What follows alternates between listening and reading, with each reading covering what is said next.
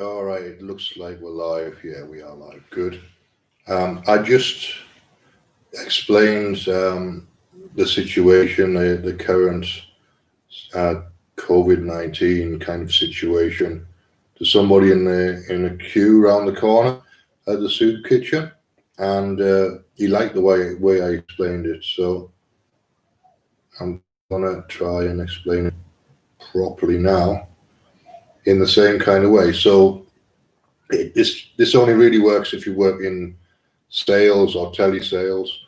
But the idea is that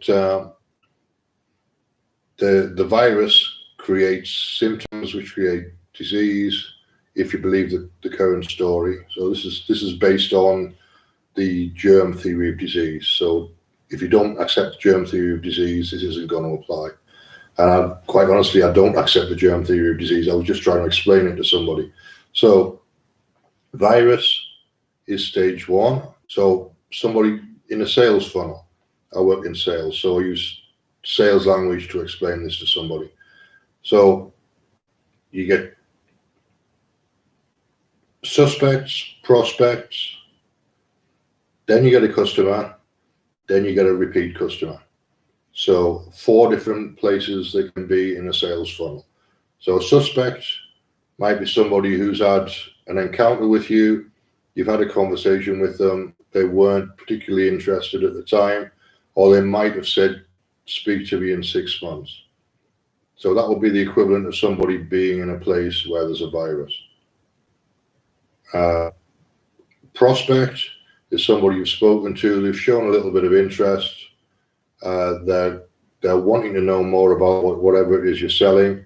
That will be the equivalent of somebody who's in a place where there's a virus and they're in contact with the virus. So they're potentially available to connect with the virus. This is the metaphor that I'm using. Sales metaphor, sales funnel, virus funnel, for want of a better phrase. So suspect, prospect, then they turn into a customer, which means they get the virus and they've got symptoms of some sort. Might only have, so the number of symptoms would be the equivalent of the number of sales. So if you've only got a little bit of a dodgy throat, your temperature's a little bit high, but you don't have any other symptoms, you feel a bit groggy, you might take a day off work if you're in a situation where you can do that. For other people, they might get more symptoms. If they've already got some kind of pre-existing condition, they might get quite a few symptoms, or it will make their existing problem worse. At that point, they become a repeat customer because they've got more than one thing going on that's associated with this virus. So that's how I explained it, but it's really, the sales funnel is people who think they might have something going on, people who get tested, people who go to hospital to get tested, people who end up in hospital for more than one visit, people who end up on life support or respirators or assisted breathing. So that's 5 stages. So it's not exactly the same stage, but it's close. It's close enough.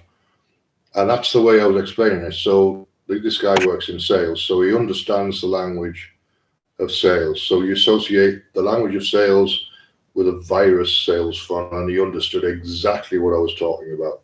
So I'm hoping that makes sense to more than just one person in a queue at a soup kitchen, but it hopefully will explain quite a lot, because in sales, you need a lot of suspects to produce a prospect. You might only get 1 or 2 out of 100 people who become a suspect. And then out of those 2, was that right? Prospect, suspect, either way around, whichever language you want to use. So suspects become prospects, 1 in 100, say. In the case of COVID-19, it's less than 1 in 100. It's 0.3 in 100. So that's quite a low conversion rate in terms of a sales funnel.